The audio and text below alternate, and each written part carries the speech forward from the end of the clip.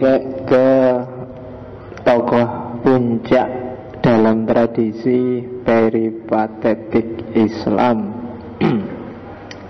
yaitu Ibnu Rus.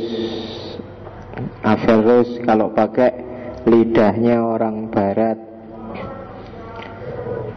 Banyak orang bilang bahwa filsafat Islam itu berakhir setelah Ibnu Rus, meskipun dalam kenyataannya sebenarnya masih banyak. Hanya saja memang agak susah mengalami kejayaan, mengulang lagi ketinggian peradaban Islam di era peripatetik, khususnya ketika Islam mendominasi dunia sains, teknologi, dan filsafat.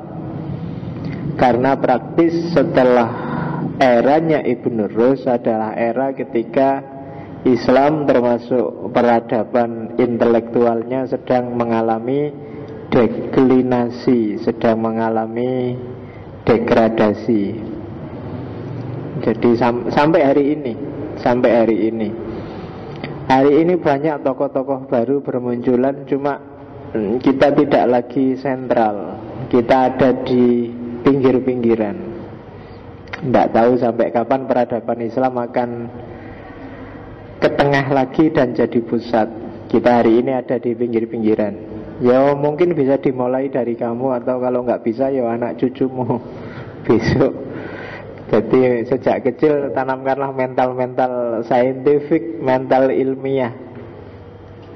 Karena hari ini saya masih belum nemu itu di dunia Islam. Apakah itu di Arab Saudi, apakah itu di Mesir, apakah itu bahkan di Indonesia. Kalau semangat banyak, metodologi sudah mulai digagas 2-3 dekade yang lalu, cuma sampai hari ini masih belum mengambil alih peradaban. Kita masih berkiblat ke barat. Dan sebagai catatan dulu, ketika barat merebut peradaban dari Islam, itu yang dijadikan benchmark, yang dijadikan pijakan adalah Ibnu Rus ini. Dan ajaran Ibnu Rus ini nanti yang dikenal sebagai Averroisme, yang bikin gelisah luar biasa kelompok gereja karena menularkan virus rasionalitas ke dunia barat saat itu. Dari Averroisme inilah nanti lahir yang namanya Renaissance. Jadi kalau ada yang tanya apa sih jasanya Ibnu Rus, tidak terlalu unggul, tidak terlalu diingat oleh dunia Islam, tapi Barat tidak akan bisa melupakan Ibnu Rus. Kalau orang hari ini mungkin mayoritas mungkin lebih suka model Ghazali, yang sederhana, simple, tidak jelimet, orientasi ini masuk surga apa masuk neraka, selesai. Tapi kalau orang Barat dulu yang di benchmark adalah Ibnu Rus. Jadi Barat kemudian mengalami makeover dari tradisi yang sangat jumut oleh gereja, jadi tradisi yang sangat cemerlang oleh rasionalitas. Kebalikannya Islam, setelah filsafat didegradasi secara luar biasa, awalnya didominasi oleh fikih, kemudian dilanjutkan oleh tasawuf. Sampai hari ini kita alami itu bahwa Islam itu adalah fikih dan paling puncak tasawuf. Kita kehilangan dimensi yang sangat urgent, karena fikih dan tasawuf itu akan mati jumut kalau kehilangan filsafat. Ini yang tidak diperhitungkan oleh para intelektual zaman itu. Oke ya, jadi bismillah, malam ini kita belajar tokoh besar. Ya tentu saja kita tidak akan bisa mengcover semua pemikirannya. Kita lihat dikit-dikit, siapa tahu nanti ada hikmah yang bisa kita ambil. Jadi setiap malam Kemis itu ya ambil dikit-dikit aja. Siapa ngerti ada percikan-percikan yang bisa kamu ambil. Dan gak usah peduli pemahamanku terhadap Ibnu Rus, kamu kejar sendiri. Yang penting kamu sudah dapat inspirasi. Oh itu toh Ibnu Rus, itu aja sudah luar biasa.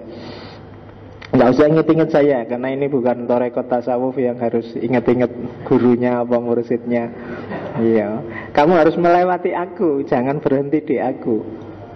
Aku ini kayak lampu lalu lintas, aku ini cuma rambu pinggir jalan, kalian yang harus jalan. Nggak usah nunggu saya. Jangan kayak di kampus kan sering hari ini mahasiswa itu pokoknya apa jari dosen nih. Dosennya ngomong apa, ya itu ditelan, dihafalke, nanti kalau ujian ditulis keluar dari ruang ujian lali. Jadi mahasiswa semester 11 seandainya ujian semester 1 juga nggak jaminan nilainya A, karena sudah lupa yang kemarin diajari apa, besok diajarin apa. Maka kalau orang Jawa, ilmu itu harus ngelakoni, nggak bisa cuma menghafalkan. Carilah kesejatian, jangan tertipu oleh topeng-topeng kamuflase, apalagi hari ini. Hari ini saya capek luar biasa. Minggu-minggu ini mungkin aku tidak akan buka Facebook, tidak akan banyak internetan, karena isinya podo. Ya kan? Kalau tidak Jokowi ya Prabowo, kuwi tok isine. Dan kamu juga ikut-ikutan. Tiap hari nge-share berita dari mana-mana. Yang suka Jokowi, jadi yang suka Jokowi yang di-share itu malah berita-beritanya Prabowo, cuma bagian jelek-jeleknya. Yang suka Prabowo yang di-share berita-beritanya Jokowi, bagian jelek-jeleknya. Dan pikiranmu suntuk ruwet luar biasa gara-gara itu. Ya wis, kalau masih panjang berarti perjalanan kita untuk membangkitkan kembali peradaban Islam. Wong cuma ngurusi gitu aja, kita ndak bisa memposisikan diri dengan bagus. Sebenarnya kamu milih setuju pro siapa itu ndak apa-apa. Cuma ketika kamu menjelek-jelekkan yang tidak kamu setujui, itu urusannya lain. Bukan urusan bahwa kamu menfitnah terus dia rugi. Kalau saya lebih melihat psikologimu yang defisit.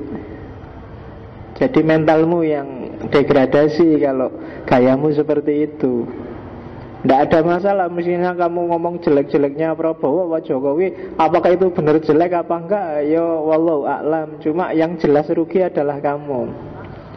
Mentalmu yang rusak karena cara berpikirmu diracuni oleh gaya yang semacam itu. Maka hati-hati ya. Facebookan ya Facebookan, wis ngomong biasanya aja lah, nggak usah ngomong yang gitu-gitu. Kalau ada yang posting-posting gitu, dianggap angin lalu aja. Orang Islam itu kan nggak seneng yang gitu-gitu. Kalau ibja'akum fasikum binabain fatabayanu, kalau mau tabayun lah. Kalau ada berita simpang siur, kalau nggak sanggup tajawub, tabayun ya diem aja lah. Lebih baik bahas sepak bola aja daripada kamu bahas politik yang nggak jelas ya. Oke, bismillah. Abdul Walid Muhammad bin Ahmad bin Muhammad bin Rus 1194. Salah itu saya nulisnya, 1114 sampai 1198. Kalau 94 sampai 98 berarti dia cuma 4 tahun uripe. Nggak mungkin, salah tulis itu. Oke, ya tak kasih ilustrasi itu. Jadi gini, yang sebelah kiri itu ya ilustrasi, yang sebelah kanan itu aktor sebenarnya. Tadi takmir masjidnya minta Pak Faiz 2-3 kali lagi ya, terus Ramadan. Padahal saya rencananya 1 kali lagi. Ya kalau gitu nanti setelah minggu depan kita ngomong Ibnu Khaldun, menjelang Ramadan nanti tak kasih film aja. Dulu kan ada film Dunia Sofi. 2 minggu lagi nanti tak kasih film tentang Ibnu Rus, judulnya Al-Masir. Sebenarnya film lama tahun 97. Judulnya kalau pakai bahasa Inggris judulnya Destiny. Cerita tentang bagaimana ketika Averroisme mulai dikenal oleh Barat, kemudian diharamkan oleh gereja. Barang siapa belajar Averroisme maka dia dianggap murtad dan harus dibunuh. Saat itu dikenal eksekusinya adalah mereka yang mengajarkan atau belajar Ibn Rus di barat, dia harus dihukum mati dengan cara dibakar. Dan datanya valid, ada puluhan ribu orang yang dibakar karena belajar Ibn Rus. Dan film ini menceritakan tentang itu sampai terakhir adegannya. Pokoknya ada orang yang dihukum bakar, kemudian anaknya, dia pesan pada anaknya, carilah orang yang namanya Ibn Rus, kamu pergilah ke Spanyol, ke Cordoba, temui orang ini. Dan ketemu Ibn Rus dan segala intrik politiknya, dan nanti yang berakhir dengan Ibn Rus diusir dari Spanyol, dari Cordoba, kemudian dia dipaksa untuk membakar buku-bukunya.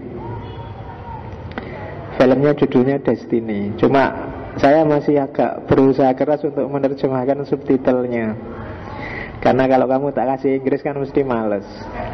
Mesti nyarinya yang subtitlenya Indonesia. Ya semoga 2 minggu selesai. Pokoknya saya janji sebelum masuk Ramadan kalian bisa lihat film itu.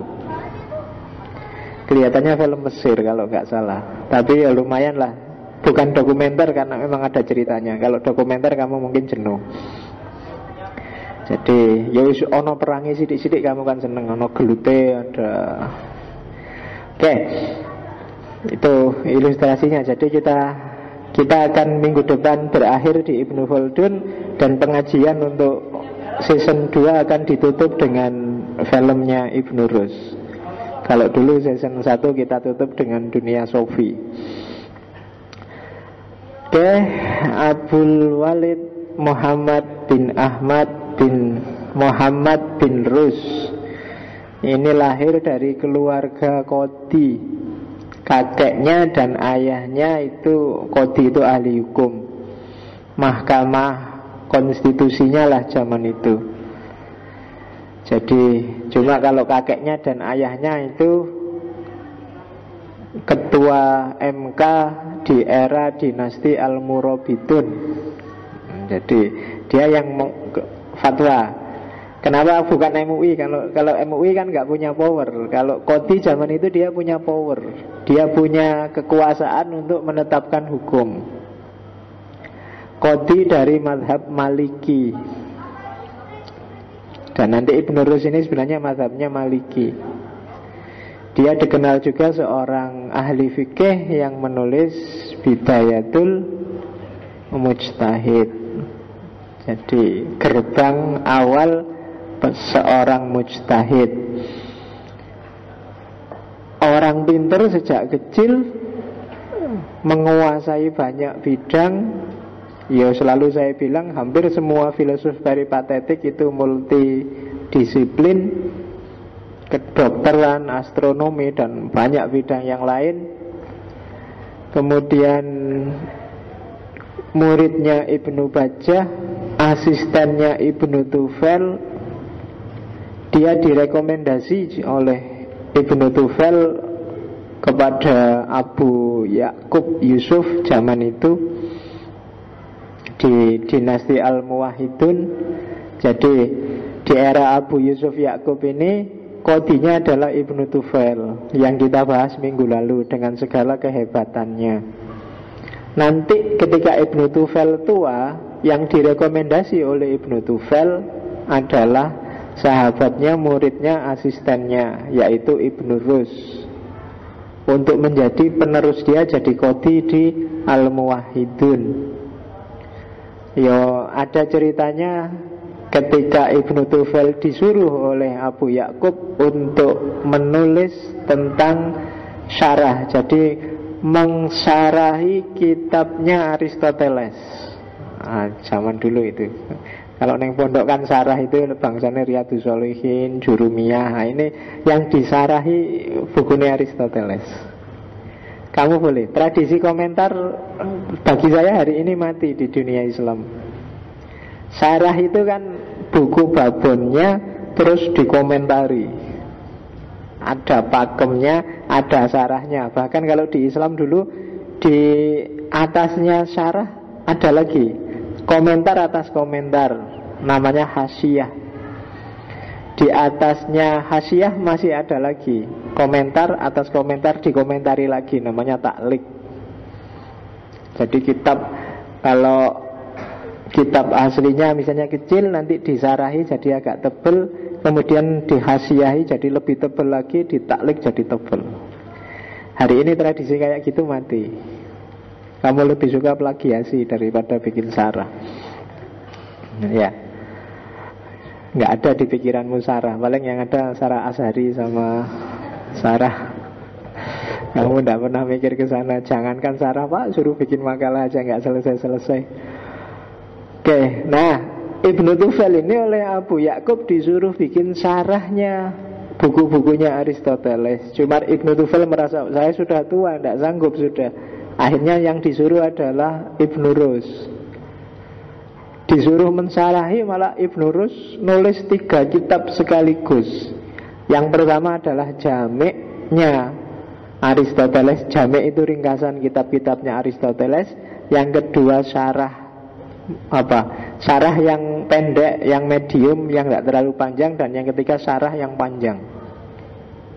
Jadi disuruh satu langsung nulis 3. Jamik, terus 2 syarah. Satu syarah pendek, dan yang kedua syarah yang panjang. Ini yang bikin Abu Yakub kemudian, oh berarti pinter kamu, terus diangkat. Dan ketika Ibnu Tufel merekomendasikan Ibnu Rus, tanpa ragu-ragu oleh Abu Yakub, diangkatlah Ibnu Rus sebagai qadhi zaman itu.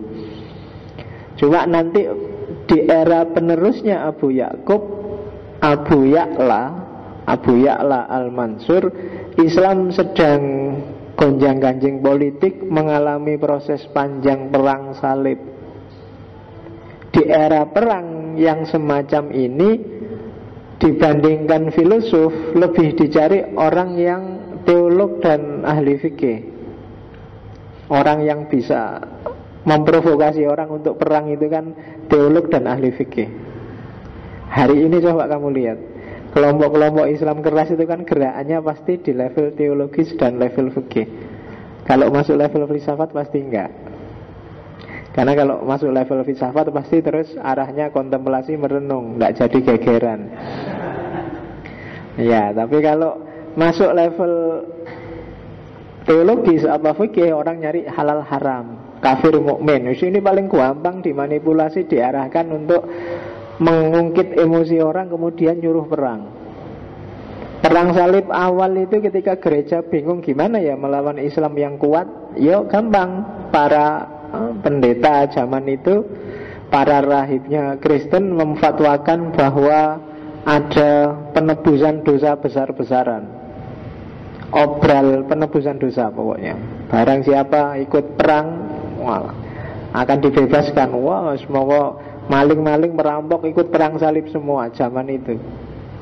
Sejarah perang salib itu kan panjang. Bahkan ada cerita, ini kok kalah terus. Itu rahib-rahibnya judek, para pendeta Kristen ini judek terus. Wah, ini karena yang ikut perang ini maling semua, rampok-rampok, banyak dosanya, makanya kita kalah. Sekarang kita nyari pasukan yang tidak punya dosa.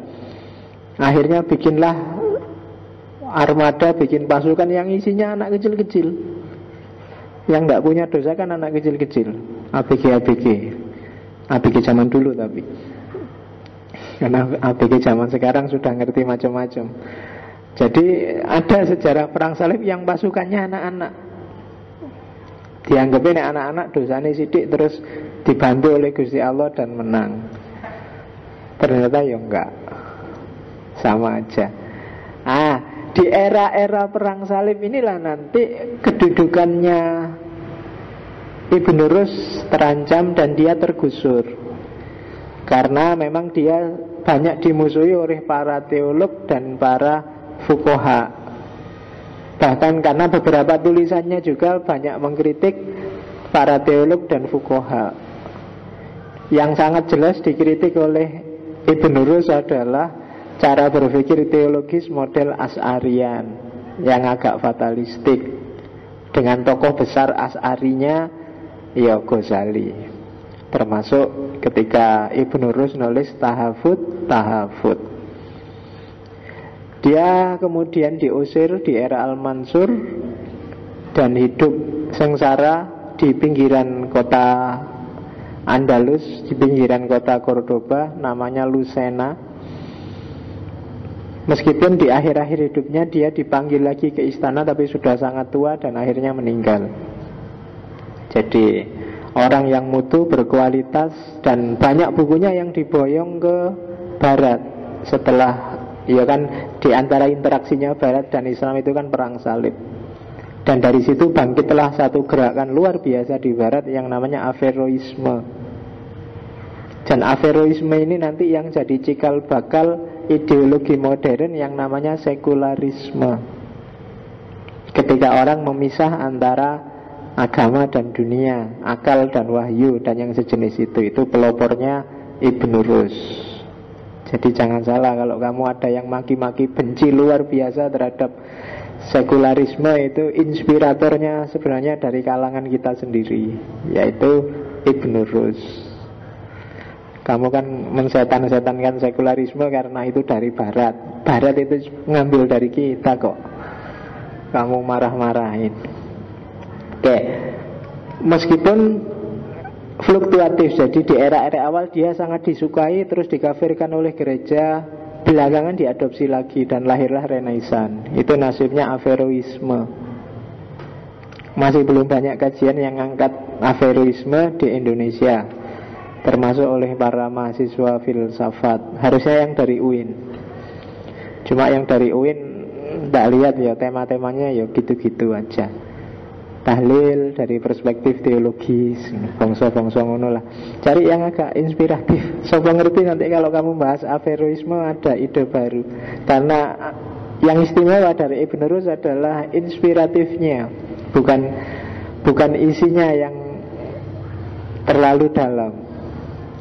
Ya kayak Ghazali, yang istimewa adalah teori-teorinya yang mudah ditangkap oleh orang awam.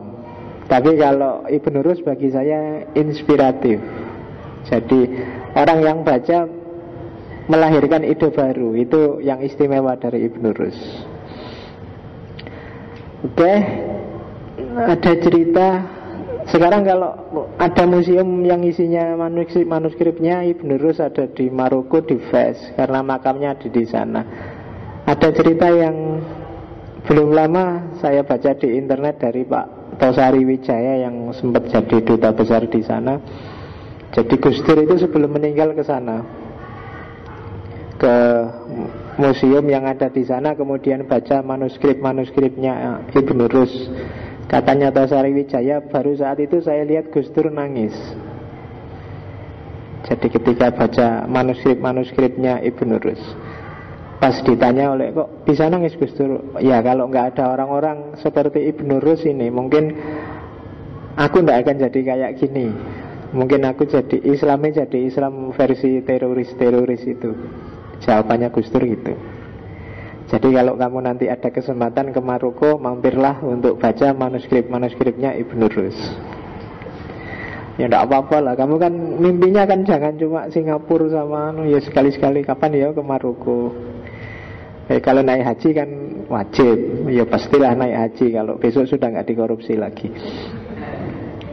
Oke, karya-karyanya banyak, itu hanya tak sebut sebagian aja. Ya, yang paling terkenal Tahafut. Ada Jauharul Ajrom, ada Ittisalul Aqal, Al-Mufarriq bil Insan.